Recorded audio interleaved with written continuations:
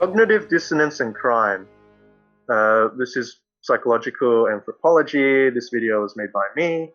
And question, how does cognitive dissonance theory help to understand crime and rehabilitation in psychological anthropology? So in psychological anthropology, cognitive dissonance and crime are interrelated.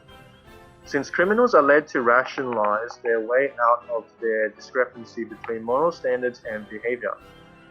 This may lay emphasis or blame on the situation in that their abusive family upbringing, lack of proper parental figures, peer pressure, lack of impulsive control culminated in leading them to break the law.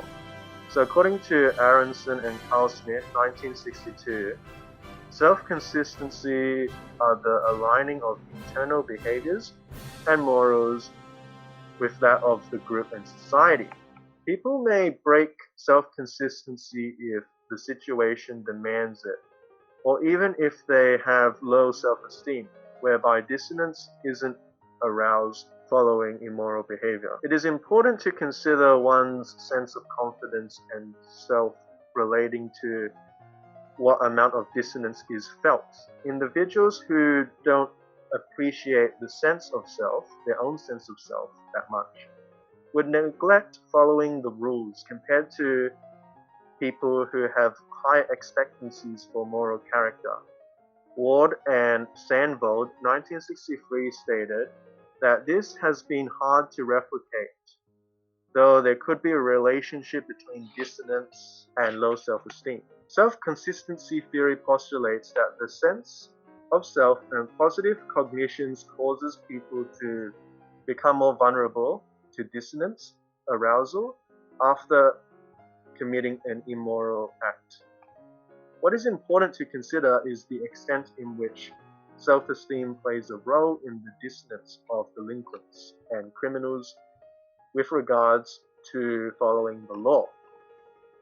Additionally, psychoanthropologists, from the perspective of Stone and Cooper, considers that cognitive dissonance and crime could result from self-affirmation.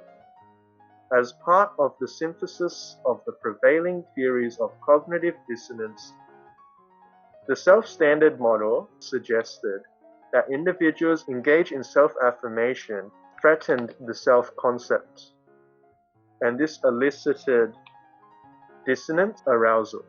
With the major goal of preserving the core self, individuals merely look at their good attributes and ignore their shortcomings. Criminals may believe that they are doing the good, or that they have a noble cause in the long run, or that they ultimately have good intentions, but that the situation and society have acted against them. Positive self-comparisons allow criminals and others who experience dissonance to linger on their positive traits and forget the negative traits, which in turn doesn't act against their self-esteem and moral self. This has implications, however, for treating criminals, since they may continue to be stubborn, rejecting that they have a problem with impulsivity, which in turn may render punishment obsolete if individuals do not recognize their responsibilities in committing crimes. Therefore, in criminals emphasizing the good as opposed to the bad aspects of their traits, individuals may reduce cognitive dissonance and continue committing crimes despite it going against their moral prerogative. So yeah, here are my references, and thanks for watching. Bye-bye.